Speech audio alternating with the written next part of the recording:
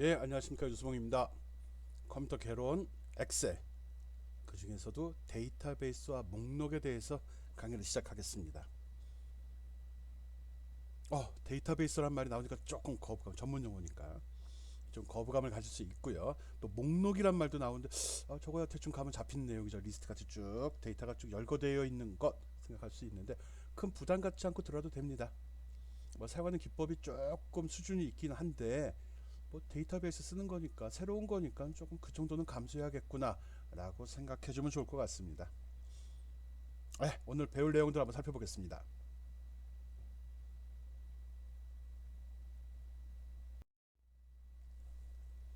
제 7장 데이터베이스와 목록, 여기서 가르칠 내용은, 오늘 학습할 내용은 데이터베이스가 무엇인지, 또 데이터를 정렬하는 방법, 이 데이터베이스 개념을 잡으라는 의미에서 데이터베이스라는 말을 넣은 거고요. 결론은 그 목록 놓고서 그걸 잘 정돈하는 거, 또 그 목록 중에서 필요한 것만 걸러내는 거, 골라내는 거, 이 정도 하는 거거든요.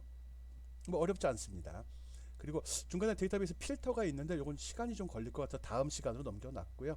정렬 다음에는 바로 데이터베이스 함수에 대한 설명을 하겠습니다. 이 데이터베이스 함수가 은근히 좀 짜증나는 부분이 없잖아 있어요. 직관적으로 쉽게 되는 건 아니라는 소리죠. 그래서 그것도 뭐 살펴보면 별건 아니고요. 함수가 많지는 않습니다. 그리고 함수 문법도 다 동일합니다. 단지 이제 조건을 설정하는 방법이 좀 특이한데 그거만 딱 캐치하면은 금방 따라갈 수 있습니다. 그리고 뭐 이걸 바탕으로 해서 다음 시간에 뭐 부분화, 표, 서식 이런 거 하는데 재밌어요 이거는. 보면 이제 이런 기능까지 하면서 생각보다 실무에서 뭐 학생들이 실제 업무를 처리하는 게 아니니까 체험하기 힘든데 실무를 하면서는 많은 도움이 될 내용들이 좀 들어 있습니다. 예, 그럼 데이터베이스가 뭔지, 데이터 정렬하는 방법, 또 데이터베이스 사용하는 함수에 대해서. 요즘에 뭐 빅데이터란 말은 많이 들어봤죠. 그리고 데이터베이스란 말도 들어봤을 거고요. 그래서 그게 무엇인지 가볍게 한번 정리해봤습니다. 눈으로도 한번 읽어보고요. 데이터베이스 보통 DB라고 얘기하죠. 요즘에 어느 이제 기업이 뭐 동부인가 얘들이 이름을 갖다가 약어로서 DB라고 바꿔놔가지고 이쪽 분야에 있는 사람들 웃겨. 무슨 회사 이름을 DB라고 해. DB라는 용어가 워낙 광범위하게 쓰이는 용어고 딱 듣는 순간에 특정 회사보다는 기술적인 분야로 딱 넘어가거든요. 예, 데이터베이스가 뭐냐? 라고 물어봤을 때 딱 안 떠오르면 이걸 생각하면 됩니다. 여러 사람이 공유하고 사용할 목적으로 정보들을 모아놓은 겁니다. 예, 여러 사람이 공유할 목적으로 어? 그리고 통합해서 관리가 되는 정보들의 집합. 그냥 데이터가 많이 모여 있으면 다 데이터베이스입니다. 근데 그게 관리가 되고 쓸 수 있어야 된다는 거죠. 뭐 논리적으로 하나 이상의 데이터 자료의 모음이 그 내용이 고도로 구조화되고 구조란 말이 나오네. 검색과 갱신의 효율을 꾀할 수 있는 거. 그러니까 데이터를 모아놨으면 그거를 쉽게 찾아볼 수도 있고 나중에 이렇게 수정도 편하게 만들어 놔야 된다는 거죠. 그런 것까지 포함되어 있는 것을 데이터베이스라고 합니다. 음흠. 뭐몇 개의 자료 파일을 조직적으로 통합하여 자료 항목의 중복을 없애고 굉장히 중요한 얘기거든요. 이게 이제 어떻게 데이터베이스 장점입니다. 예, 자료의 중복을 없애고 그렇게 하기 위해서 자료를 구조하여 어떤 형식을 갖추고서 정리해 놓은 것, 정리해서 모아 놓은 것을 데이터베이스라고 합니다. 요점만 강조하면은 뭐 여러 사람이 사용할 목적으로 그러니까 여러 사람이 공통으로 필요한 것이라는 거겠죠. 그거를 관리가 가능하게 모아놓은 것 이렇게 생각하면 되죠. 관리라 하면은 찾기도 편하고 수정도 편하도록 형식을 갖춘 것. 이를 통해서 데이터의 중복을 없애고 편하게 쓸 수 있다. 라고 생각을 하면 됩니다. 이 데이터베이스라고 하면 그 데이터들이 모여 있는 집합, 덩어리 이 자체가 데이터베이스가 되는 겁니다. 이거를 조금 더 구분해서 하면 데이터가 모여 있는 데이터 파일이 있고 데이터를 불러서 사용하는 프로그램이 또 있을 수 있죠. 그래서 좀 큰 범위에서 이런 데이터와 이런 데이터를 조작할 수 있는 프로그램을 합쳐서 DBMS란 말을 씁니다. 데이터베이스 매니지먼트 시스템, 데이터베이스를 관리하는 프로그램이다 라고 얘기합니다. 다수의 사용자들이 데이터베이스 내 데이터를 쉽게 접근하게 해주는 소프트웨어들의 집합, 데이터 포함입니다. 얘는 DBMS는 다른 프로그램의 요구에 적절히 응답을 해주고 편하게 사용할 수 있는 서비스를 제공을 합니다. 그런 거구나. 그러니까 시중에 보면 뭐 오라클, 뭐 MySQL, MS SQL 이런 제품들이 있거든요. 그게 바로 엄밀한 의미에서는 엄밀한 엄청 당연히 데이터베이스 매니지먼트 시스템 DBMS가 되는 거고요. 그 속에 들어있는 데이터만을 얘기할 때 그걸 DB라고 하죠. DB 관리 소프트웨어 이렇게 얘기하죠. 그렇게 개념 잡기 바랍니다. 또 최근에 나오는 빅데이터란 말, 빅데이터는 여기서 이제 뭐 유래된 건데 어떻게 보면 상업적인 용어 같기도 하고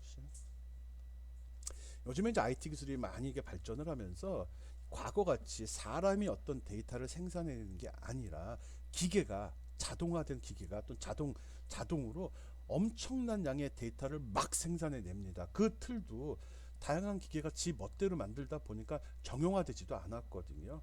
그래서 이런 통합적인 모든 거를 다 통틀어서 데이터가 엄청 많잖아요. 그래서 빅데이터란 말을 붙였고요. 근데 이 데이터가 크다고 해서 무조건 빅데이터가 되는 건 아니고 이 데이터로부터 가치를 의미 있는 정보를 뽑아내는 그런 분석 기술까지를 포함해서 빅데이터라고 합니다.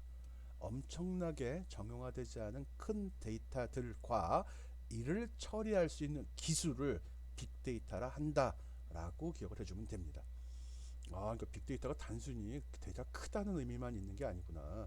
그 데이터를 가지고 뭔가 의미 있는 가치 있는 정보를 추출해내는 기술까지를 빅데이터라고 하는구나 이렇게 생각해 주면 됩니다. 이런 거를 뭐 자동화해 준다 그러면 이제 그 자동화해 주는 프로그램은 뭐 AI다 인공지능이다 이런 얘기를 하죠. 인공이라는 게 사람을 흉내낼 수 있는 거죠. 그러니까 어떻게 보면 인공지능 대단한 거 아니죠. 소프트웨어죠 소프트웨어. 근데 사람이 처리한 것과 아주 유사하게 그러니까 건건히 지시하지 않더라도 주어진 환경에 따라서 가변적으로 아니 현장 적응형으로 해가지고 자기가 알아서 구분해 좀 그걸 인공지능이라고 하는 것 뿐입니다. 그러니까 용어가 새로 나왔다고 해서 완전히 새로운 건 아니고 기존에 있는 기술이 단계별로 발전하면서 좀 좀 뛰어난 기능을 가졌을 때 새로운 용어를 붙이게 되는데 그 용어 중에 하나라고 생각하면 됩니다. 빅데이터. 뭐 이거 말고도 관련된 용어들은 많은데 이 정도만 기억해도 충분할 것 같습니다. 우리는 또 엑셀로 하니까 엄청난 크기의 데이터를 하지도 않고 비정형화된 데이터를 쓰지도 않을 거거든요. 물론 데이터가 들어오면 나름대로 이렇게 잘 정돈을 해서 보기 좋게 만들어주는데 막 그런 걸 뭐 구조화한다 또 정형화한다라고 이야기하거든요. 그 정도 수준까지만 할 겁니다. 그래서 서로 용어적인 개념 갖고 있고요. 어디 가서 이런 얘기 나오면 좀 아는 척도 하고 또 하는 사람들 얘기할 때 그게 뭘 의미하는지도 이해하기 바랍니다. 샘플로 한번 데이터베이스 관련된 자료들 한번 조사해 봤거든요. 여기에 나온 용어들, 요걸 좀 기억하라는 의미로 쓰는 건데요. 우리가 엑셀에서 쓸 땐 이 용어에 여기서 정의한 것들 다 활용하진 않습니다. 그렇지만 그런 의미로 사용한다는 건 알아야 되기 때문에. 이게 DB입니다. 이게 뭐야? 그냥 목록이잖아. 목록이에요, 목록. 데이터베이스 새로운 거 대단한 거 아니거든요. 그냥 목록이에요. 단지 구조화되어 있다는 표현을 썼죠. 이렇게 항목을 잘 정해서 그 항목에 해당하는 데이터만을 밑에다 선수 그럼 선수 이름만, 팀 그럼 팀 이름만, 연고지 그럼 연고지 이런 식으로 구분 이게 구조화된 겁니다. 정형화된 거고요.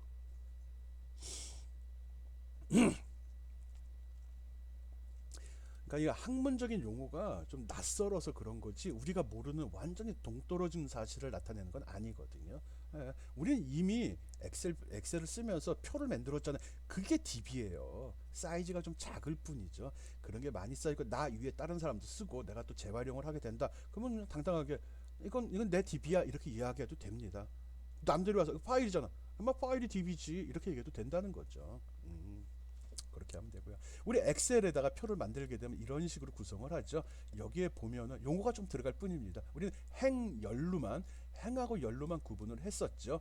그리고 데이터를 만들 때 각 열에다가 이름을 줘서 요거는 뭐에 대한 정보야 했었잖아요. 그 한 칸 아까 우리 셀이라고 이야기했던 그 하나 이거를 필드라고 합니다. 데이터베이스에서 쓴 용어 얘기하는 겁니다. 그리고 우리는 워크시트 안에 이런 표를 집어넣는데 이 표를 테이블이라고 얘기합니다. 같은 개념이에요. 그러니까 표현은 틀리지만 의미하는 바는 동일하다는 것만 기억해 줍니다. 테이블이라고 하고요. 그리고 한 줄 열이 되는 거죠. 한 행을 레코드라고 합니다. 또는 튜플이란 말도 씁니다. 테이블이란 말도 테이블을 알고 쓰면 안 되겠구나. 그래서 이걸 레코드란 표현도 씁니다. 여기 표현이 안 돼 있네요. 이 중에서 중복되지 않으면서 다른 데이터와 구분할 수 있는 값, 중복되지 않으면서 다른 데이터와 구분할 수 있는 값을 키라고 얘기하고, 그 중에 가장 중요한 키를 갖다가 프라이머리 키, 또는 이게 이제 구분을 하되 중복도 좀 되고 여러 그룹을 묶는 용도로 쓰인다. 그러면 외부 키 또는 foreign key란 말을 씁니다. 데이터베이스에서 쓴다는 말이고요. 우리가 엑셀에서 이 용어 쓰지 않을 겁니다. 데이터를 구분하는 키. 우리가 성적 데이터를 이렇게 정리했다고 그러면 거기서 그 학생을 구분해서 키가 뭐가 돼? 학번이 되죠. 학번은 중복되는 게 없잖아요. 그게 프라이머리 키가 되는 거죠. 아까 데이터베이스 특징 얘기할 때 중복성을 배제했다, 중복성을 이러면 그 얘기구만. 똑같은 학생에 대해서, 똑같은 학번에 대해서 똑같은 데이터가 두 개, 세 개 존재할 수 없다는 거죠. 한 학번에는 한 사람의 이름이 할당이 되는 거고, 점수도 한 학번의 과목별로 구분을 하겠지만 거기에 들어간다는 겁니다. 그런 용어적인 차이고, 실제 우리가 엑셀 쓰면서 이 이름까지 나오진 않을 겁니다. 그냥 키라는 말 정도로 여기에 보면 기본 키, 프라이머리 키, 포린 키가 나는데 그냥 키라는 이름으로 다 통합해서 쓸 겁니다. 뭐 우리가 쓰진 않지만 엑셀에서 그 어떤 이제 원하는 데이터를 찾아내거나 수정할 때 쓰이는 그 명령들을 SQL이라고 하거든요. 근데 거기에 쓰이는 용어들이 이런 것들이 있습니다. 뭐 데이터 조작어 DML, 또 데이터 정의어 뭐야 이게 DDL, 또 데이터 제어 DCL, 이런 용어도 쓰는데 있다는 것만 알면 되고, 알 필요도 없어요. 있어요 그냥. 거기서 처리된 내용이 뭐 select, insert, update, delete, 단어적 의미 알죠? select 선택한다, insert 삽입한다, update 수정한다, delete 알잖아요. 우리 엑셀 시트 내에서도 어떤 거를 마우스로 선택할 수 있고 마우스 긁어서 영역을 잡을 수 있죠. 인서트는 행이나 열로 껴서 마우스 오른쪽 버튼 눌러서 삽입 누르면은 행이나 열을 삽입할 그 기능이 얘기하는 거죠. 특별하지 않죠. 그런 것들이고요. 뭐 밑에 나온 것도 조금 디테일하게 들어갈 뿐이고, 설명하면 이해 못할 것 같아서 스킵하려고 그래요. 우리가 알고 있는 그 사항들입니다. 그래서 이런 테이블을 좀 구조하는데 우리가 여기까지 쓸 건 아니지만, 만약 데이터베이스를 본격적으로 쓴다고 그러면 MS 오피스 중에 액세스라는 프로그램이 있습니다. ACCESE 해가지고 이 프로그램을 쓰는 겁니다. 그거는 본격적으로 데이터베이스 틀, 즉 여기 나온 이런 틀을 갖추고 쓰고요. 그럴 때 그런 데이터의 관계를 정의한 것들이 있는데, 그걸 보통 이제 이렇게 테이블에 정규화한다, 형식을 갖춰서 중복성을 배제하고 구조화시켰다, 뭐 이런 의미인데 말이 복잡한가? 어쨌든 이런 식으로 데이터를 조각조각 나누고요, 서로의 관계를 정리한 걸 그림으로 그려놓은 게 있거든요. 이게 뭐 엔티티 릴레이션 해갖고 ER이라고 합니다. ER 에머전시 뭐 그거 아니고요. 에머전시 레스코인가 뭐 그거 아니고, 이거 ER 다이어그램이라고 해갖고 이런 데이터의 구조, 데이터의 형식, 이런 거를 이렇게 도표로 그린 것도 있습니다. 우리는 이런 내용을 여기서 하진 않지만 나중에 엑셀 데이터를 본격적으로 데이터베이스를 구축해서, 즉 DBMS 시스템을 구축해 쓰겠다 할 때는 이런 것도 여러분이 알고 있어야 된다는 거죠. 이런 용어만 익숙해지면 됩니다. 교양만 있으면 되지 뭐. 그 DB에서 관련된 용어가 있는데 굳이 이거를 구분할 필요는 없고요. 우리가 알고 있는 사항들입니다. 이 표 오른쪽 밑에 있는 이 표의 사항들만, 행, 열 알고 있었고요. 필드란 말, 테이블이란 말, 그 다음에 레코드란 말, 여기 안 적어놨네. 레코드. 요 정도 용어만. 이제 본격적으로 엑셀로 들어와서 이제 적용된 예를 한번 살펴보죠. 앞 슬라이드에서도 우리 용어들 설명했죠. 요 개념만 갖고 있으면 특별한 어려움은 없을 거라 생각이 됩니다. 이미 알고 있는 사항들이죠. 엑셀에서 행렬했잖아요. 그거잖아요. 이름만 붙였잖아. 셀 대신에 필드. 실제로 셀이라고 다 설명을 할 겁니다. 근데 데이터베이스랑 연결시키면 이런 식으로 데이터를 구분해서 보고 있다. 요거만 알아주면 됩니다. 그래서 용어 대응하는 거 설명했죠. 우리가 목록, 워크시트가 되는 건데 목록이라는 표현을 또 썼네. 왜 이렇게 하냐면 워크시트는 전체를 얘기하는 거, 그 중에 특정한 부분에 어떤 데이터를 모아놨으면 그걸 목록이라고 한다는 겁니다. 그걸 갖다가 데이터베이스는 테이블이라고 한다는 것밖에 없고요. 행은 레코드, 열은 컬럼이라고 합니다. 컬럼 특별한 거 아니네. 그거에 없어요. 데이터베이스에서 수집한 정보를 행과 열로 이루어진 목록. 데이터베이스하고 목록이 같은 거네. 데이터베이스는 수집한 정보를 행과 열로 이루어진 목록으로 조직할 수 있다라고 적어놨잖아요. 그럼 목록이 목록이 데이터베이스. 목록이 테이블이고 그 테이블이 데이터베이스예요. 특별한 거 아니죠. 그래서 목록을 데이터베이스라고 해도 됩니다. 우리는 지금 그 데이터베이스 쓰고 있었네. 맞아요. 오케이.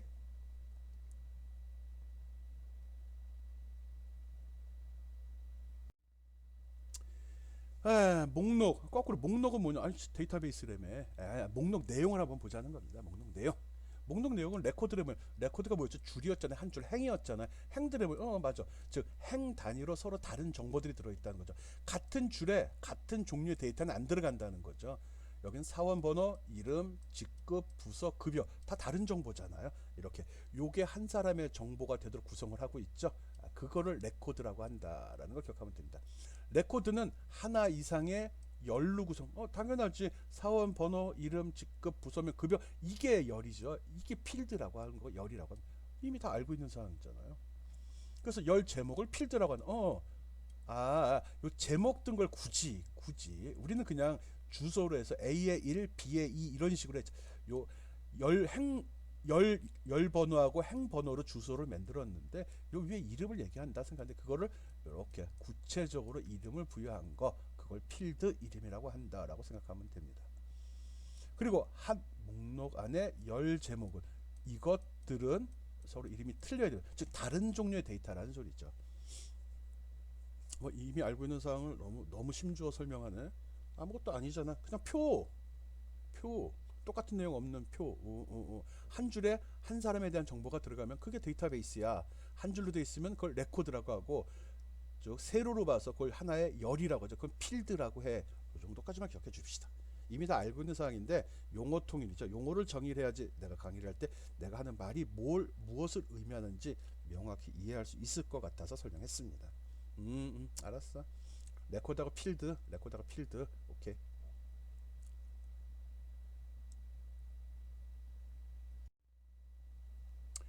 목록 계속 얘기해야 되네. 특별한 거 없습니다. 워크시트 내에서 다른 정보로부터 최소한 이 무슨 소리지? 워크시트 내에 어떤 정보가 있는데 목록이라고 하는 기준을 얘기하는데 목록은 뭉쳐져 있어야 된다는 거죠. 그래서 다른 정보로부터 최소한 한 개의 빈 행과 한 개의 빈 열로 분리되어 버리면 그건 딴 거라는 거예요.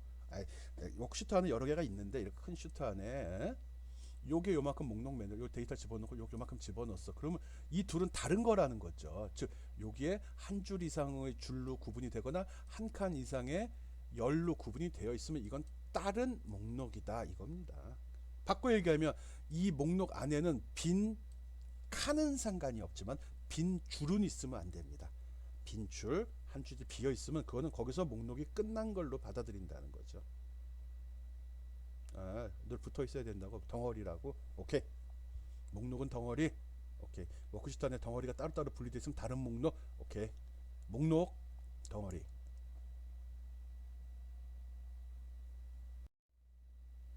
예. 아래 있는 이건 뭐죠? 이게 목록인가요, 아닌가요? 목록이죠. 왜? 각각 이름이 부여돼 있고요. 그리고 이 안에는 빈 줄이 하나도 없죠. 이건 목록입니다. 빈 줄이 없으면 얘들은 목록이라고 이야기할 수 있습니다. 거기다 데이터베이스라고 얘기할 수 있으려면 위에 제목이 들어가야 되고요. 이것끼리는 똑같은 게 있으면 안 됩니다. 그거 말고는 다 똑같습니다. 물론 이 속에 들어가는 이 데이터들도 같은 종류의 데이터들이 들어 있어야지 정확한 데이터가 되겠죠.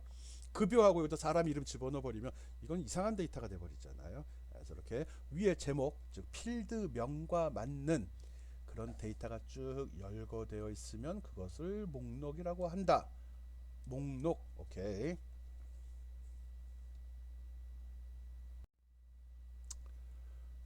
정렬이란 말 한번 해봅시다. 정렬을 영어로 sort라고 합니다. sort? 우리 sort란 말이 생활 속에 뭐 쓰지? 리조트라는 말 쓰잖아요. 리조트가 리소트잖아요. 리소트. R이 붙여. 이게 리조트잖아요. 휴양지. 리조트 휴양지라고 해석하는데 맞아요. 우리의 생활을 다시 정돈하고 재충전하라 그런 의미. 어원은 뭐 그렇다고 그러더라고요. 리조트. 근데 R을 뜨면 sort라고 하죠. 그걸 정렬. 쉽게 생각하면 크기 순으로 정돈해라 그 소리입니다. 데이터를 어떤 순서에 따라 재배치한 것, 즉 크기 순으로 정돈한 것을 이야기합니다. 데이터가 이런 식으로 많이 들어있을 때 구분할 수 있는 기준이 뭐냐? 아까 키란 얘기했잖아요. 키값이 되죠. 내가 여기서 볼 때 이 값을 쉽게 원하는 데이터를 찾기 위해서는 어떻게 정돈이 되어 있으면 좋겠어. 엄밀하게 여기서 중복성이 없는 키는 사원 번호가 되지만 사원 번호는 큰 의미를 가진 게 아니라 일렬 번호 성격이 있다 보니까 이걸로 누굴 찾기가 나쁘죠. 실생활에서 우리가 적용할 때 데이터를 찾기 좋은 거는 사람 이름이잖아요. 사원 명부라면 그때는 사람 이름을 가나다 순으로 배치하는 게 좋지 않을까 할 때 이 가나다 순, 지금 보면 여기 뒤죽박죽으로 돼 있죠. 뒤죽박죽 돼 있죠. 이거를 정렬 소트를 시켜버리게 되면 뿅 하고 이렇게 바뀐다는 거죠. 어떻게? 가나다 순이잖아요. 그러면 찾기가 훨씬 좋죠. 뭐 이수빈 찾아줘. 그러면 아 가나다 순이니까 가나다에서 이거 딱 찾아낼 수 있다는 거죠. 이렇게 데이터를 크기 순서대로 정돈하는 걸 소트라 한다라고 이야기했습니다. 그리고 이거를 정돈을 할 때는 그러면 작은 것부터 큰 순서로 갈래, 큰 것부터 작은 순서로 갈래로 구분할 수 있잖아요.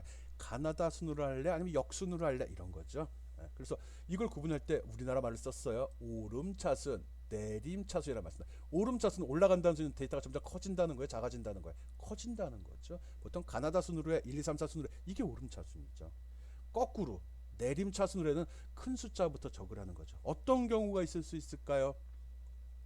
우리가 점수를 주고 점수의 등수를 매길 때 어떻게 해요? 점수 순으로 주죠. 근데 점수 순위 작은 순서부터 등수를 매기나요? 큰 순서부터, 즉 작은 점수가 1등인가요? 큰 점수가 1등인가요? 큰 점수가 1등이 되는 거죠. 그 기준이 있다. 이럴 때는 정리할 때 큰 순서로 해야겠어요? 작은 순서로 해야겠어요? 큰 순서죠. 그때 내림차순이라는 로 처리합니다. 그러면 큰 값이 맨 먼저 나오고 점점 작은 값들이 열거가 되죠. 첫 번째 제일 큰 값이 1등, 작은 값이 2등, 3등, 4등 이렇게 내려가는 거죠. 즉 데이터를 어떤 순서로 배치할 때 좋으냐를 사용자가 선택을 해서 크기 순서로 정렬하는 것, 정돈하는 걸 정렬이라 한다. 영어로 sort라 한다. 라고 기억해 주면 됩니다. 오름차순, 내림차순, 오름차순, 내림차순. 자꾸 말을 해요. 말을 해야 익숙해지고요.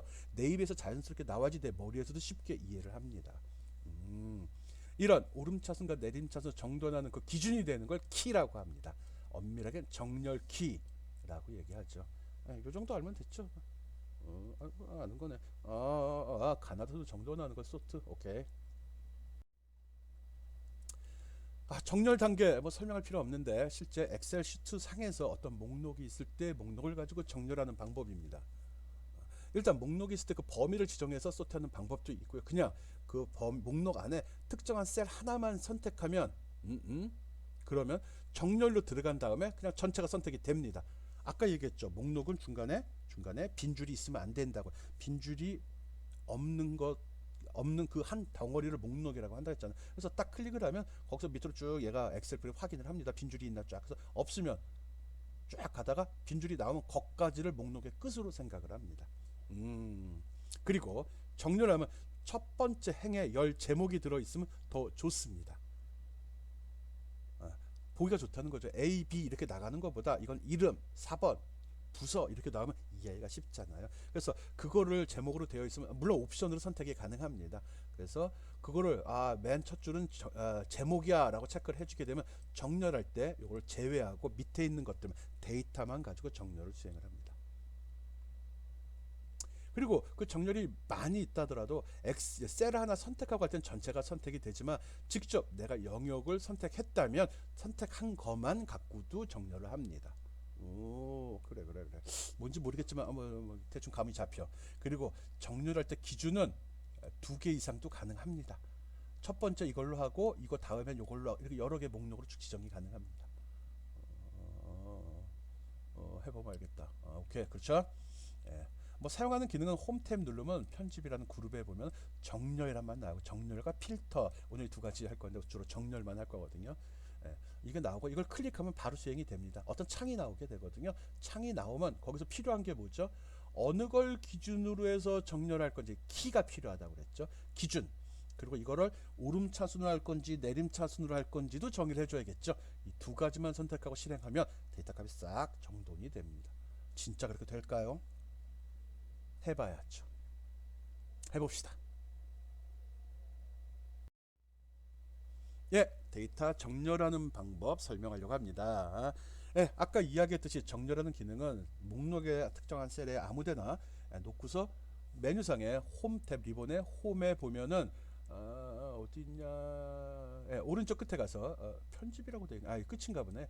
편집 여기 있네 편집. 확대해 놓은 겁니다. 여기 가면 여기 편집 위에 보면 여기 정렬이라는 게 있습니다. 요걸 딱 클릭하면 됩니다. 마우스를 가만히 갖다 대고 기다리면 이렇게 설명이 나오죠. 데이터를 쉽게 분석할 수 있도록 정리해 줍니다. 선택한 데이터를 오름차순 또는 내림차순 정렬하거나 특정과 필터링은 지금 신경 쓸 필요 없고요. 다음 시간에 할 거니까 정돈해 줍니다. 이 소리입니다. 이거 하면 이걸 한번 눌러보세요. 목록이 있어요. 이제 샘플 데이터 놓고서 내가 설명할 때 그냥 눈으로만 보는 거 아니라고 그랬죠. 옆에 데이터 엑셀 열어놓고 데이터 펼쳐놓은 다음에 아무거나 상관이 없습니다. 거기서 직접 내가 설명한 거 따라서 눌러보면서 결과가 어떻게 나오는지 확인하기 바랍니다. 예, 데이터가 있는 상태에서 셀 안에다가 목록 안에다가 마우스 커서를 셀을 선택하고 정렬 버튼 딱 누르게 되면 어떻게 될까요? 예, 이런 창이 나타납니다. 데이터 정렬할 때 그 방법 설명하고 있는 거고요. 목록 안에 위치하고 있을 때 정렬 버튼을 딱 누르게 되면 이 그림이 제시가 됩니다. 여기서 어떤 걸 기준으로 정돈을 할 건지 오름차순 내림차순인지 요게 기준이 되고요. 요게 오름차순 내림차순을 정하는 기준이 됩니다. 처음에 들어가면 아무것도 없거든요. 요 확장 버튼 눌러서 제시된 거. 여기서 조심해야 될 거는 요거. 예. 요게 내가 선택한 목록의 첫 줄에 제목이 표시되어 있으면 즉 필드 이름이 요거 얘기하는 거예요. 요것들이요. 이렇게 됐으면 이거 체크를 해줘요. 그러면 첫 번째 데이터는 이거는 머리글이야. 즉 데이터 이름을 정의한 거니까 정돈안에서 제외해 줄게 라고 얘가 인식을 합니다. 물론 그렇게 되면 그 이름이 머릿줄에 있는 이름이 여기에 표시가 됩니다. 그래서 그거 보고 골라주면 되는 거죠. 아무것도 없어요. 그 다음에 오른쪽 끝에 정렬이라 나온 거에서 오름차수인지 내림차수인지 아니면 사용자 지정인지를 구분을 해줍니다. 오름차수 내림차수만 여러분 하면 돼요.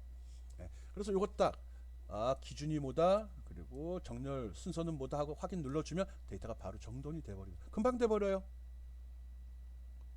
데이터 입력하는 게 들어온 거지 처리하는 건 굉장히 쉬워요. 꼭 눌러보기 바랍니다. 예, 그래서 지금 딱 처리를 하게 되면 이렇게 바뀝니다. 이게 어떻게 바뀐 거야? 아까 사람 이름 순으로 했는데 부서명으로 이름으로 먼저 해봤으면 부서명을 이름 순으로 한번 정렬 해봐요. 아니면 둘을 해봅시다. 부서명 거기에 보면은 앞에 그 기준 추가하기 버튼 누르면 밑에 한 줄이 더 추가가 됩니다. 거기다 하면 되거든요. 부서명 그 다음에 이름순 부서를 먼저 정돈을 하고 그 부서 안에서 이름 순으로 하는 걸로 처리하려고 합니다. 그래서 이런 데이터를 처리하게 되면 이렇게 결과가 나오거든요. 먼저 부서가 먼저 정돈이 됐어요. 예? 그리고 부서 안에서 가나다 순으로 정돈이 되고 있는 겁니다. 맞나? 기획처 보니까 김씨하고 조씨가 있는데 김씨가 앞에 나왔잖아요. 옛날에 기획처 어떻게 기획부 참 기획부 이렇게 돼 있었잖아요. 조씨가 앞에 있었고 김씨가 뒤에 있었는데 정돈하니까 기획부끼리 뭉쳤고요. 그리고 요 속에서 가나다 순으로 재정돈이 됐죠. 이렇게 나오는 거 한번 해봅시다. 이걸 계속 설명하는 것도 그러네. 쉬운데 너무. 봅시다. 예, 똑같아요. 뭐 설명은 많은데 설명보다 그림 보면 금방 되는데. 예, 셀 안에 배치한 다음에 정렬 버튼 누르면 이런 창이 제시가 되죠. 여기다 처음에 이름. 이거 값 해도 되고 상관없어요. 기본값이 값이니까 건드리지 맙시다 이거. 그리고 오름차순 정의합니다. 그래야지 작은 것부터 큰 순서로 나가죠. 그 다음에 그러면 이름 순으로만 되죠. 우리 부서 순으로 하기로 했잖아요. 그러면 여기에 이름이 아니라 부서명을 먼저 선택을 해주고요. 그 다음에 두 번째 오름차순으로 보통은 다 오름차순으로 합니다. 작은 것부터 큰 걸 가나다 순으로 하죠. 이렇게 추가하고 누르면 부서 순으로만 되기 때문에 원하는 게 아니죠. 두 번째로 요거 누르고 기준 추가하면 여기 새로운 줄이 추가가 됩니다. 거기다가 이름 선택하고 기본값으로 오름차순 나올 겁니다. 그리고 확인 눌러 버리면 원하는 결과를 볼 수 있습니다. 꼭 해보기 바랍니다. 정렬 버튼만 누르면 창이 나오고 거기서 기준만 설정하면 되네.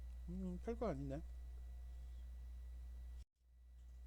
예, 이렇게 설정하라는 거죠. 앞에 설정 기억하죠? 처음에 들어가면 아무것도 없고 한 줄만 나와 있습니다. 한 줄에다가 부서명 선택하고 이거 기본값이었을 거예요. 이것도 기본값이 건들 필요 없죠. 그리고 기준 추가 누른 다음에 두 번째 줄에다가 이름 선택하고 그냥 확인 누르면 결과 볼 수 있다는 겁니다. 오, 별거 아니네. 그리고 조심해야 될 거는 요거 체크돼 있는지 이거 꺼버리게 되면 어떻게 되죠? 부서명이라는 이름, 일단 이걸 꺼버리게 되면 여기에 이런 이름이 나오질 않습니다. 그냥 뭐 A1, B1 이런 식으로 나옵니다. A, B, C로 나옵니다. 해봐요. 그럼 금방 알겠지 뭐.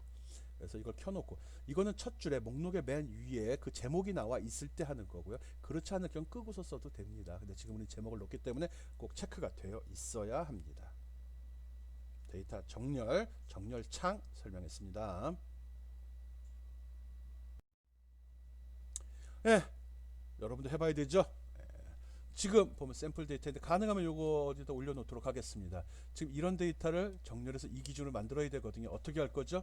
아까 얘기한 그대로 할 겁니다. 부서명으로 먼저 정렬하고 그 다음에 이름 순으로 정렬. 이 두 가지가 동시에 적용된 상태로 데이터가 정렬되는 걸 직접 실행해 보기 바랍니다.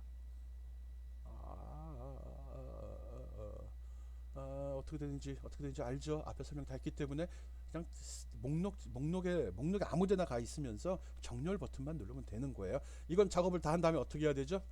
예, 이렇게 저장해서 나한테 제출하면 됩니다. 여기 들어간 이런 숫자는 자기 마음대로 해도 됩니다. 데이터 내용 다 마음대로 적어도 돼요. 내가 제시한 파일을 쓸 거면 그대로 하고요. 아닌 경우는 임의로 넣어서 데이터 한 10개쯤 넣어서 작성하기 바랍니다. 사용자 지정 목록 오름차순과 내림차순이 아니라 내가 임의로 값을 설정하고 싶을 때가 있습니다. 이럴 때 앞에 부분 정렬창에서 앞에 부분은 동일합니다. 단지 정렬 기준일 때 맨 아래에 보면 사용자 지정 목록이라고 있거든요. 이걸 딱 선택하면 이 창이 나옵니다. 예, 이 창이 나오게 되면 이거 뭐지? 이거 없는 상태로 나옵니다. 예, 그럼 여기다가 직접 넣는 겁니다. 여기다가 사원 엔터, 대리 엔터, 과장 엔터, 부장 엔터, 이사 엔터. 그럼 순서 쭉 들어갑니다. 맨 마지막에 엔터 치면 안 돼요. 예, 그대로 놓고 여기서 다 이 목록을 이걸 넣고 추가 버튼을 누르면 그러면 뿅 하고 여기 들어갑니다. 그런 목록이 추가된 겁니다.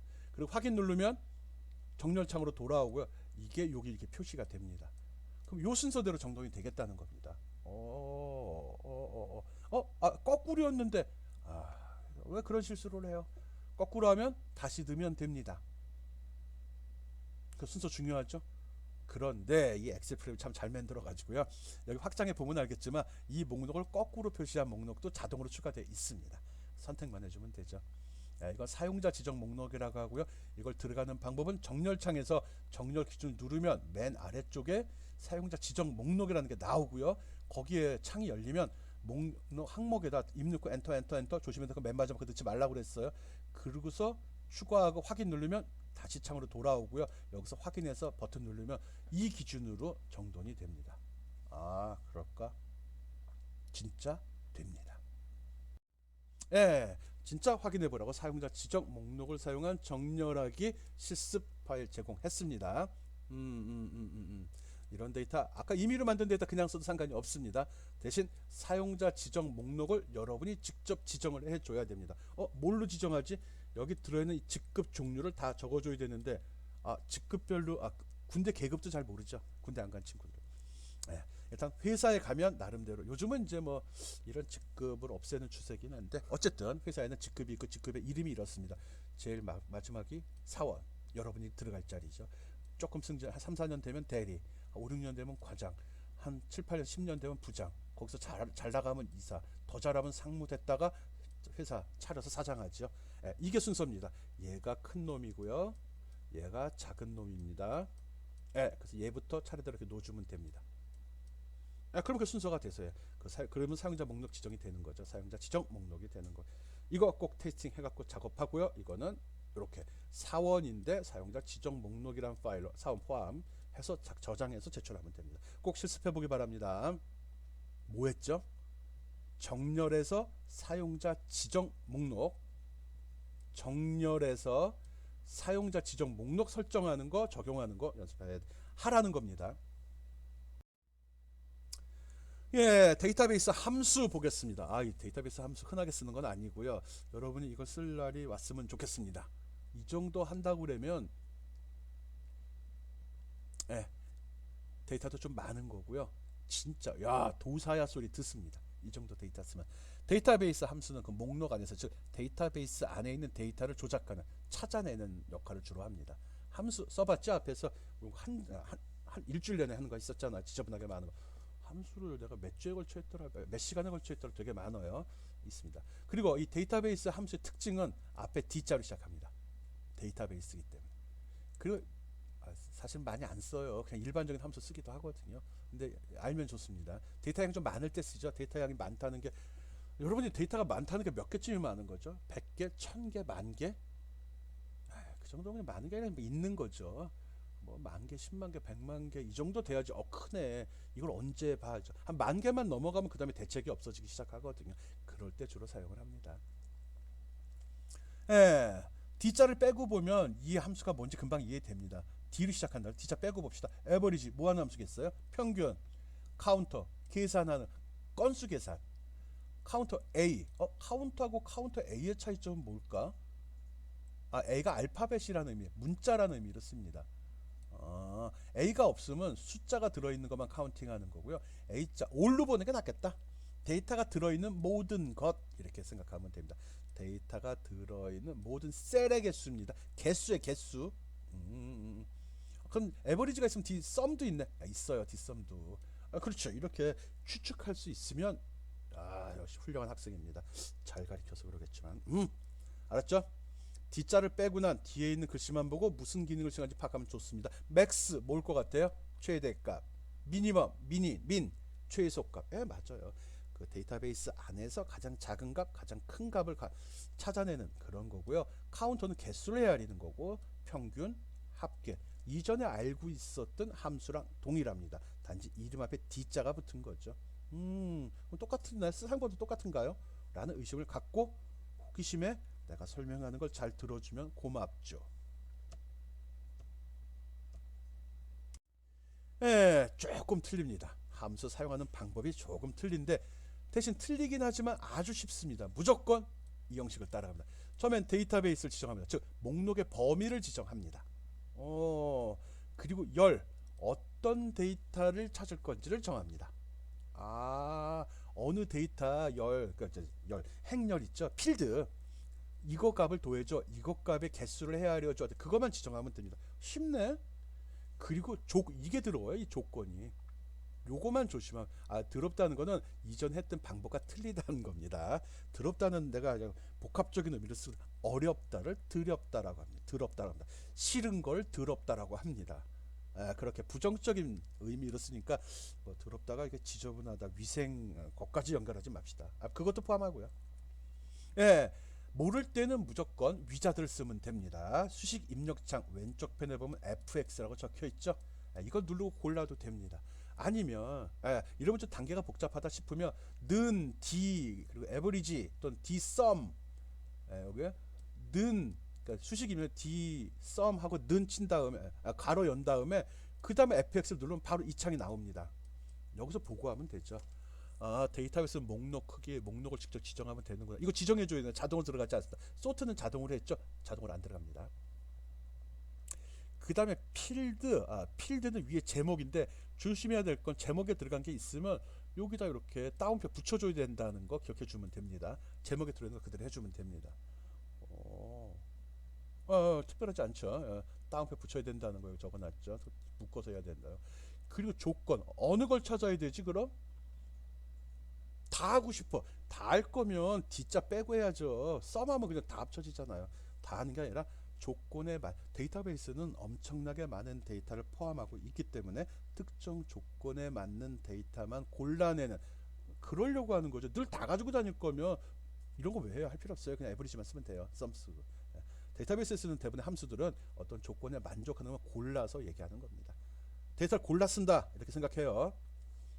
그래서 여기에 그 고르는 조건을 지정을 합니다. 이게 뭐 조건이 뭐이래? D22 땡땡 D25 영역인데 이게 뭐지? 즉 미루어 짐작할 수가 없죠. 여기에 조건을 설정해줘. 조건식 조건을 미리 조건식이라고 하는 게 낫겠네. 여기다가 조건을 제시합니다. 그 조건에 맞는 것만 골라내는 거죠. 조건이 뭐가 있지? 급여를 하는데 뭐가 있지? 뭐 급여가 100만 원인 사람만 골라라. 이렇게 할 수 있잖아요. 그거 얘기하는 겁니다. 그거. 오케이. 뭔지 잘 모르겠지만 대충 감은 잡히는데 사용하는 거 보면 이해될 것 같아. 라고 생각을 했으면 잘 따라오고 있는 겁니다. D가 붙었고요. 뒤에 있는 글씨로 무슨 작업을 하는지 따집니다. D를 빼고 썸이네. 합을 구하는 함수네. 오케이. 주어지는 데이터는 세 가지가 있다고 그러네. 목록의 크기치 데이터베이스. 어느 값을 찾을 건지 열 지정. 이 조건이 좀 어렵다고 그랬는데 뭔지는 살펴보기로 했고, 그것까지 이해했으면 됐습니다. 예, D-average 지정하는 방법 설명하겠습니다. 앞에 설명한 그건데 실제적인 예를 갖고 합니다. 지금 이런 데이터가 들어 있거든요. 이게 들어 있는데 이 중에서 세탁기의 평균 판매량을 구하고 싶어요. 세탁기만, 이 중에서 세탁기만 골라서 얘만 골라서 여기에 수량 있죠? 수량. 이거의 평균값을 구하고 싶다는 거죠. 감 잡았어. 오케이. 아까 그 조건 주는 거 자꾸 얘기했었는데, 조건 주는 거 설명 때문에 다시 한번 설명할 겁니다. 일단 이걸 구하려면 뭘 하려는지 알아야 되니까. 그 조건은 이런 식으로 다른 셀에다가 이렇게 표시를 해야 됩니다. 여기 필드명 주고요. 찾고자 하는 데이터 키값 줘야 됩니다. 그냥 입력하는 게 아니네. 입력하는 거 아닙니다. 이렇게 크리터리얼 해가지고 입력을 주게 되어 있습니다. D 에버리지 함수 평균 데이터베이스 평균 함수 구하는 거 한번 볼게요. 는 D 에버리지 하면 수식창 열리죠. 그래서 내가 데이터베이스에서 평균값을 구하려다 한다라고 했고요. 첫 번째는 뭐가 들어간다고 했죠? 이 영역 제목 빼고 요거 지정하면 됩니다. 제목이 이 전체 제목 말고요. 필드 제목은 들어가야 됩니다. 그래서 여기 지정했죠. 그 다음에 어떤 데이터 값의 평균을 구하고 싶죠? D2. 아까는 따옴표로 적었잖아. 따옴표 치고 요 내용을 적어도 되고요. 아니면 마우스를 클릭해서 이거야 D2에 들어있는 거야 라고 지정을 해도 된다는 거죠. D2는 요거예요. 여기다 따옴표 판매 수량이라고 적어도 돼요. 아니면 마우스 클릭이 편하다. 오케이. 그리고 쉼표 치고 그다음 찾고자 하는 기준을 설정해야 되죠. 이 기준은 이렇게 별도의 영역에다가 필드 제목하고 데이터를 집어넣어야 됩니다. 이 영역을 이렇게 지정을 해줍니다. B4, B열 4행에 있는 것부터 F의 5번 제목 부분과 데이터 부분 이렇게 지정하게 되면 그 결과가 여기에 들어가게 됩니다. 어떻게 나올까? 5, 3 더하면 2, 8이 16이네. 16을 3으로 나누면 계산이 소수점 이하로 내려가는데 이런 거 우리 계산 안 하죠. 엑셀 써야죠. 엑셀. 알죠? 중요한 거 기억해야 될 거 맨 마지막에 조건을 주는 방법이 특이하다는 거. 특정 셀에 조건에 필드 제목하고 찾고자 하는 값을 집어넣어 줘야 된다. 그리고 여기다가는 그 영역을 지정해 줘야지만 데이터베이스 검색 함수가 수행이 됩니다. 봅시다. 진짜 나왔네. 아까 주어진 식대로 어떻게 줬죠? D-average 는 D-average 가로 열고 뭐 줬죠? 제일 먼저 준 게 데이터베이스 이거 범위 지정했고요. 그 다음에 어떤 값을 체크할 거죠? D2에 제목 들어있죠? 제목을 직접 다운표로 적어도 되고요. 아니면 마우스로 그게 들어있는 제목이 들어있는 셀을 선택해도 됩니다. 그 다음에 세 번째 크리테리아 해갖고 영역 조건 주죠. 조건은 별도 영역에 이렇게 들어 있어야 됩니다. 그 영역을 선택해 집어넣으면 데이터 중에서 상품명이란 필드를 검색해서 세탁기가 들어있는 걸 찾아냅니다. 그 다음에 두 번째에서 지정한 판매 수량 필드에 있는 요 값을 이거를 다 더한 다음에 3으로 나눈 평균값을 여기다 제시합니다. 아까랑 숫자가 틀리네. 있는 대로 나옵니다. 있는 대로. 아까 본 거랑 좀 틀린 값이 들어있네요. 노서해 보기 바랍니다. 현재 결과값이 이렇게 나왔어요. 12 더하기 16 하면 28 더하기 8이면 28이니까 36이 되네. 계산하기 쉬우라고 한 겁니다. 오케이, 확인 맞아요. 꼭 따라서 해보기 바랍니다. 흔하게 쓰는 함수 아니고요. 이 정도 쓸 줄 알면 도사 소리 듣습니다. 엑셀 도사 안의 소리 들어요. 실제 집어넣는 거 단계별로 다시 한번 설명해 놓았거든요. 여기다 는 D 에버리지 가로 한 다음에 fx 딱 눌러버리면 이 창이 나온다고 했죠. 범위 찾고자 하는 필드 기준이 된 어느 값을 계산할 거냐, 그리고 요거는 조건, 요게 까다롭죠. 이게 요겁니다. 크리테리아라고 돼 있는 요거, 요 영역을 지정하는 겁니다. 이 값을 직접 지정하는 거 아닙니다. 경고 잘 새겨 듣기 바랍니다. 그래서 여기 적힌 D4에서 F5번이 얘잖아요. F4에서 F5, F열의 네 번째 줄과 다섯 번째 줄이 되죠. 범위 잡은 거잖아요. 요거. 이거 이렇게 크게 잡으면 어떻게 되죠? 뒤에서 설명할 거예요. 지금 그런 거 고민하지 말고 시키는 대로만 해줘요. 그러면은 원하는 값이 이렇게 출력이 됩니다. 값이 계속 틀려. 데이터가 좀 틀린 걸 이건 내가 조금 아까 만들어 써서 그래요. 값이 틀리게 들어가네. 요거 값 세 개 어떤 값을 어떻게 주는지 데이터베이스 필드 크리테리아. 크리테리아 별 마음에 안 드는데. 요 세 개 넣는 요령 이해하기 바랍니다. 그 밖에 데이터베이스 함수에 대해서 한 방에 정리해 놨습니다. 이거 이해하기 힘든 부분 있습니다. 잘 따라하기 바랍니다. 위에 데이터는 동일한 거고요. 여기 보면 15번째 줄부터 내가 집어넣었죠. 여러분 동일하게 나랑 똑같이 데이터를 놓다면, 이런 식으로 동일하게 데이터를 놓다면 한번 해보기 바랍니다. 그래서 그 값의 의미도 좀 확인해 주기 바랍니다. 지금 우리 D 에버리지라는 거 했었죠. 이렇게 넣으면 됩니다. 여기에 셀 주소 말고 직접 데이터 값을 넣어도 돼요. 이 둘은 같은 유형이니까 쉽게 따라할 수 있을 것 같고요. D 카운터하고 카운터 A에 대한 차이점도 꼭 계산하기 바랍니다. 하나는 10이 나왔고 하나 0이 나왔어요. 이게 뭐야? 왜 이러죠? 여기에 A자가 들어가면 셀이 비어있지 않으면 다 카운팅을 합니다. 근데 카운터 뒤에 아무 말도 안 적게 되면 이건 숫자만 헤아립니다. 그래, 숫자 중에 하나도 없나? 뭘 뒤적길래? 이름이 여기네.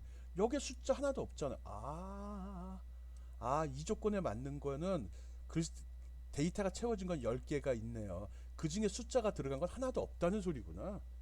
이렇게 그런 걸 구분하는 건 쓰지 않는데, A자가 있냐 없냐가 숫자를 카운팅할 거냐 모든 걸 카운팅할 거니까 구분을 한다는 거 알고 있으면 됩니다. 그리고 요 두 개 Dmax하고 DB는 최대값 최소값 썸이나 에버리지랑 동일하게 쓰니까 보면 되고요. 특이한 게 하나 있는데 이거 따라할 수 있을까? D겟이라는 게 있어요. 데이터 가져오는 거거든요. 거꾸로 하는 겁니다. 거꾸로. 똑같이 해보고 이거 어떻게 되는지 한번 생각해봐. 쓸 일이 거의 없을 것 같고 좀 조금 이해하기 힘들 수 있거든요. D겟은 여기 지금 적어놨거든요. D겟이 이게 여기 들어간 거 아니고요. 여기다 넣어주는 겁니다. 이성내라고 나온 곳에 넣어준 겁니다. 간단히 설명하면 어떻게 했냐 그러면, 여기 급여 부분은 맥스로 해서 급여 중에 최고로 월급을 많이 받는 급여가 제일 큰 애를 여기다 집어넣어 놨거든요. 그리고 어떻게 보면 이 금액을 찾자로 한 겁니다. D겟은 거꾸로 데이터 중에서 특정을 찾아오라는 거거든요. 그래서 이 범위에서 이 24, 이 25가 어디예요? 요거잖아, 요거. 똑같은 거 아니야? 똑같네. 어떻게 보면 똑같을 수 있어요. 그거를 찾아서 그거 찾은 것에 대한 이름을 가져오라는 거예요. 그 사람이 누군지 한번 써보기 바랍니다. 특이한 거고요. 수업 시간 쓰기 되게 힘들 것 같은데, 도사들이 쓰는 겁니다. 여러분도 도사에 한번 도전해 보기 바랍니다. DB 관련된 함수는 많지 않습니다. 요 정도 이해하면 되고요. 꼭 확인해 보고요. 이 범위, 조건 주는 거, 조건을 대부분 이 아래에다 적용했어요. 이거 한번 해보기 바라고요. 특이한 거 하나 있어요. 입사일자. 요거 한번 해봐요. 여기 부등호 들어가 있어요. 이게 뭐야? 2000년 1월 2일보다 큰 경우 2000년 1월 이후에 들어온 사람도 찾을 수 있나? 돼요. 이게 해보기 바랍니다. 지금 데이터베이스 함수 설명하고 있습니다. 함수 많지 않거든요. 데이터베이스 함수의 특징은 뭐였죠? 시작이 다 D로 된다는 거, 그리고 뒤에 적히는 이름은 우리가 일반적으로 알고 있는 그 함수명과 동일합니다. 그 중에 특이한 get이 있어갖고 집어넣어 준 거고요. 요거는 해보기 바랍니다. 재밌거든요. 이해가 안 될 수 있어요. Dget 명령으로 메일이나 카톡으로 문의하지 맙시다. 이건 얼굴 보고 할 때 합시다. 보고 하면 금방 이해되거든요. 앞에서 설명한 데이터베이스 함수를 이용해서 그 내용을 확인하는 실습 제시했습니다. dsum, 합계 구하는 거, 개수, 건수 카운팅하는 거, 이 두 가지를 수행하는 실습 예제 만들어 보기 바랍니다. 다 한 다음에는 이 이름으로 저장해서 제출하면 되죠. 뭘 하라는 거지? 기준이 없네. 매장별 판매 현황 목록에서 조건을 만족하는 셀들의 합과 셀의 개수를 구하는 함수 작성해 보라고. 뭘 하라는 거지? 아니, 합계하고 건수예요. 만들어서 여기 많이 있네. 이런 식으로 넣어달라는 거야. 동부, 서부, 남부로 구분이 되어 있네요. 서부 것만 구해봐. 세탁기만 구해봐. 이런 식으로 해보라는 거예요. 여러분이 자유롭게 하고 꼭 밑에다가 어떤 거를 조사하려고 설정했습니다. 설명까지 적어서 엑셀 내에다가 워크시트에다가 그러면 좋을 것 같습니다. 네. 이거 저장하라고 그랬어요. 꼭 실습해야 됩니다. 엑셀 열어서 직접 배우려고 온 거예요. 비싼 등록금 내고 수업 듣는데 뭔가 건져 가야지. 엑셀은 장담컨대 나중에 학교 졸업하고 취업을 했을 때 회사 가서 가장 많이 사용되는 소프트웨어예요. 워드, 파워포인트, 웃기지 말라 그래. 다 엑셀 써요, 다 엑셀. 엑셀이 그리고 엑셀을 써야지 일찍 퇴근할 수 있어요. 진짜로 그래요. 왜? 회사에서는 어떤 수치 데이터를 만들고 그걸 정리해서 표로 만들거든요. 그거 다음에 보고할 때 파워포인트. 여러분은 신입사원 파워포인트 쓸 일 없어요. 편집이 나겠지. 엑셀이 가장 많이 쓰이고요. 그리고 많은 시간을 필요로 합니다. 그래서 엑셀 사용법 알면 되고요. 거기다 데이터베이스 함수까지 이해했으면 진짜 잘하는 사람입니다. 도사. 지금까지 설명한 내용이 뭐였죠? 데이터베이스 정렬 방법, 여기 사용자 지정 정렬도 설명을 했습니다. 데이터베이스 함수 했습니다. 함수 좀 어렵습니다. 쉽게 이해 안 돼요. 앞에서 함수 한 것도 까다로웠는데 여기도 좀 까다롭죠? 하지만 이것까지 알면, 물론 앞에 있는 함수를 이해하는 게 중요해요. 기본적인 엑셀 함수를 이해하는 게 제일 중요하고요. 그걸 다 이해했다. 어느 정도 100%는 아니지만 어느 정도 이해했다면 데이터베이스 함수도 별 어려움 없이 할 수 있습니다. 조금 더 어려워지긴 했지만 그런 점 고려하기 바랍니다. 괜찮네. 데이터베이스에서 겁을 냈는데 그냥 목록이네, 목록. 그리고 정렬 기능, 좋아. 많이 씁니다, 정렬. 그래서 웬만한 소프트웨어 아래 한글에도 정렬 기능 들어 있습니다. 이런 사항 지금 강의했는데 꼭 실습을 통해서 확실히 이해하기 바랍니다. 수고했습니다.